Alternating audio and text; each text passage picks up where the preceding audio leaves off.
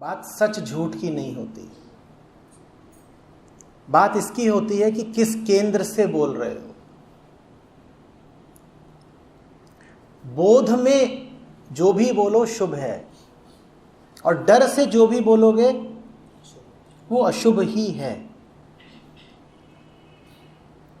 डर गए तुम कि अगर मैंने बता दिया कि सत्संग में जा रहा हूं तो मेरा क्या होगा, तो कृपा करके सत्संग में मत आओ।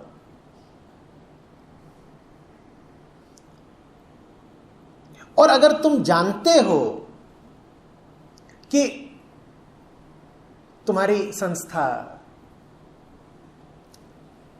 तुम्हारी कंपनी, तुम्हारे विभाग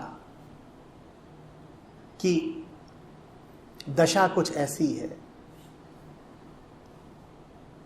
वहां पर नियम, कानून, पॉलिसी कुछ ऐसे चलते हैं कि किन्हीं खास वजहों के लिए ही छुट्टी स्वीकृत होती है, तो फिर व्यर्थ की बहादुरी क्या दिखानी।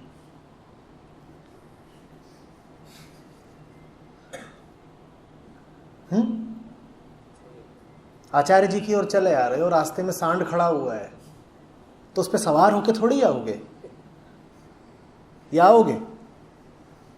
कहोगे कि मैं तो आचार्य जी की ओर जा रहा था और मैं कैसा शिष्य हूं कि एक सांड की वजह से मैंने अपना रास्ता बदल दिया।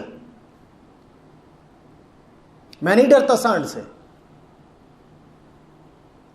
पहुंचोगे ही नहीं, तुम और सांड, और अलग सत्संग चल रहा होगा, उसको सांड संग कहते हैं।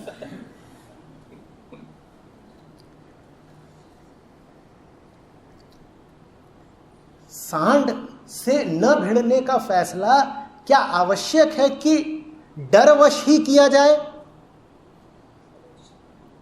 तुम सांड की सींग पकड़ के नहीं झूल रहे, यह फैसला क्या जरूरी है कि डर से ही उठा हो?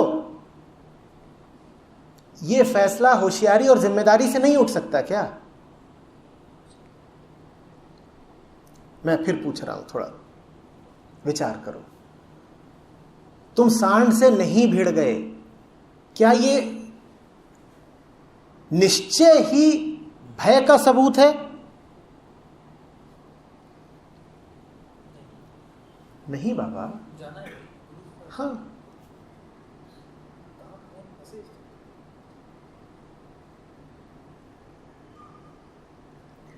जो भी करो समझदारी के साथ करो, जो भी करो उसके पीछे ऊर्जा प्रेम की रहे। उसके बाद दाता को बोलो, मेरे सच झूठ का, मेरे गुनाहों का फैसला तू कर लेना।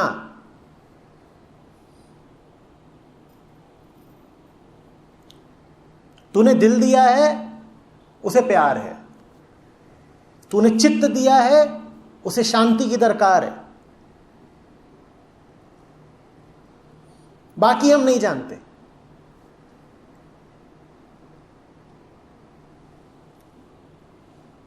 हमें तो इतना पता है कि सच्चाई इतनी जायज चीज है, प्रेम इतनी जायज चीज है कि उसमें कुछ भी नाजायज नहीं हो सकता।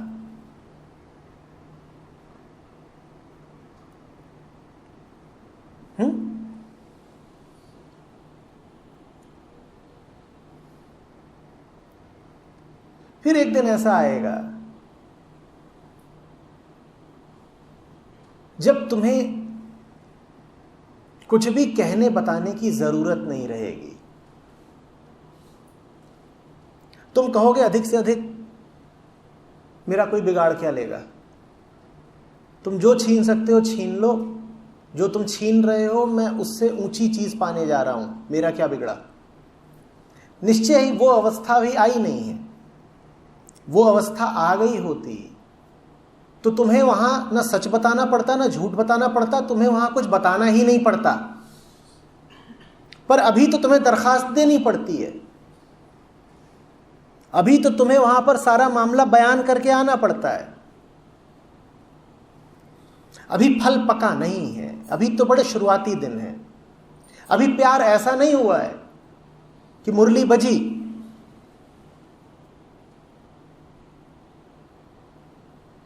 और गोपी बेसन सने हाथ लेकर चल दी। कोई बाल गूंथ रही थी तो वो अधबनी चोटी लेकर चल दी। कोई बच्चे को दूध पिला रही थी, वो वैसे ही चल दी। वो बता के थोड़े ही आती थी घर पे कि कान्हा के पास जा रहे हैं और 2 बजे तक लौट आएंगे, या बता के आती थी। वहां तो मुरली बजने की देर थी, प्रेम की बात थी। तुम्हें अभी बताने की जरूरत ही इसीलिए पड़ रही है क्योंकि जिज्ञासु हो अभी, जो कि अच्छी बात है। जीवन के प्रति जिज्ञासा होनी चाहिए, पर जिज्ञासु और प्रेमी में अंतर होता है ना। तुम किसी से कुछ जानकारी लेने चाहो, कुछ ज्ञान लेने जाओ, वो अच्छी बात है, पर किसी के पास ज्ञान पाने जाना और किसी के पास प्रेम में खींचे चले जाना, ये तो बातें बड़ी अलग अलग दुनिया की हैं। ज्ञान का अपना ओहदा है, लेकिन प्रेम तो ओहदों से आगे की बात है। जिस दिन प्रेम हो जाएगा उस दिन तुम मुझसे कोई सवाल नहीं पूछोगे, क्योंकि तुम्हें वहां पर किसी तरह का स्पष्टीकरण देना नहीं पड़ेगा। जब तक देना है स्पष्टीकरण, तब तक वो स्पष्टीकरण दो जो तुम्हारी जिज्ञासा के और अंततः तुम्हारे प्रेम के रास्ते में बाधक न बने।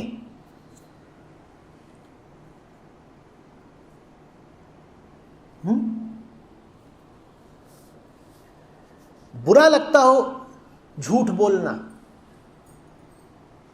तो अपने मन को इतना पक्का करो ना कि कुछ भी बोलने की जरूरत ही ना पड़े। मन को ऐसा कर लो कि दूसरा पक्ष समझ जाए कि इससे अगर हमने ज्यादा विवरण ब्यौरा मांगा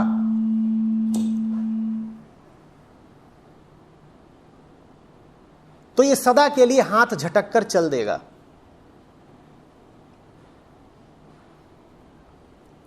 दूसरा पक्ष भी समझ गया कि इससे अब पूछना व्यर्थ है, इससे पूछेंगे तो मुंह की खाएंगे, जाने दो जहां जाता है।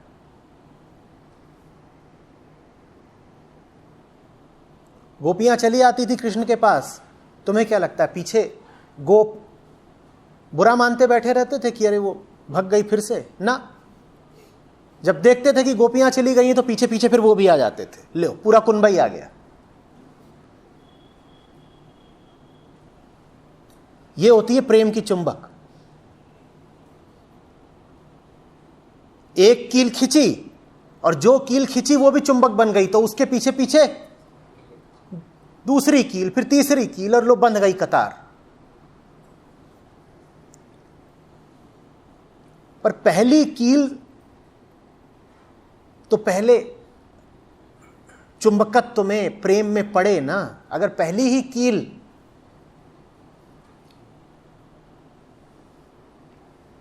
अभी प्यार में पड़ी नहीं है तो पीछे की तो बात ही व्यर्थ है।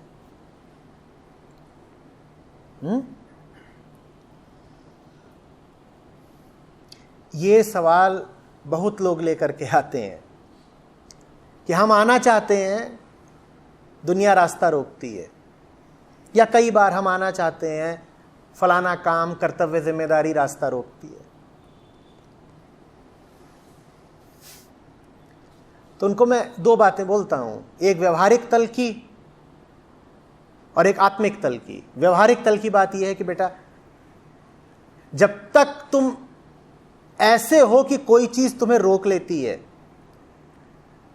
तब तक तो जो भी युक्ति लगा सकते हो आने के लिए लगाओ। लेकिन याद रखना कि अगर अभी कुछ भी है जो तुम्हें रोक लेता है, तो तुम्हारा आना आत्मिक नहीं है, पक्का नहीं है। और यही आत्मिक तल की बात है।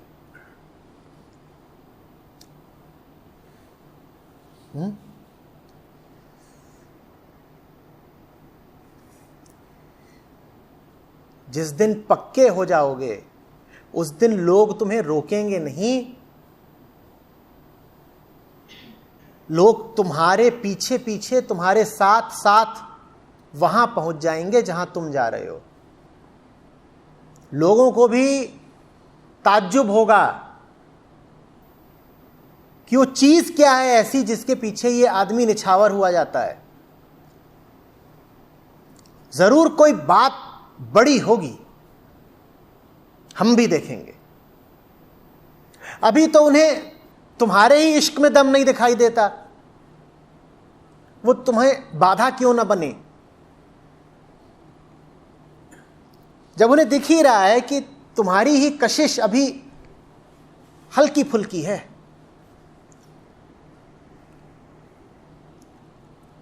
तो फिर वो ये साहस कर लेते हैं कि सामने बाधा बन जाए। जब बिल्कुल तपते अंगारे हो जाओगे तब कोई नहीं रोकेगा तुम्हें।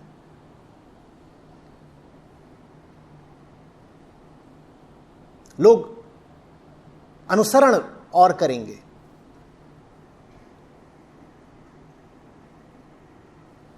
अभी तो बस ऐसे ही हो, गुनगुने। कितनी गर्मी है साहब, थोड़ी सी हरारत है।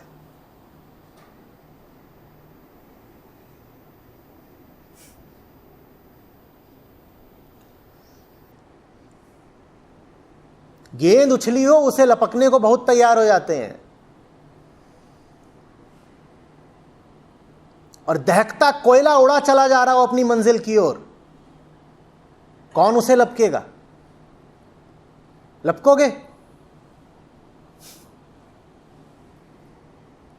गेंद को तो बहुत पहुंच जाते हैं, हम लपकेंगे, हमें कैच लेना है। और चला है कोयला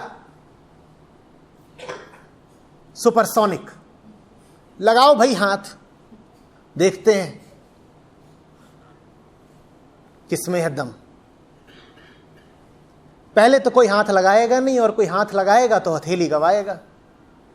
कोयला तो रुकने से रहा, तुम्हारी हथेली फाड़ के निकलेगा। उतनी गर्मी तो लाओ अपने भीतर, फिर कोई नहीं रोकेगा तुम्हें।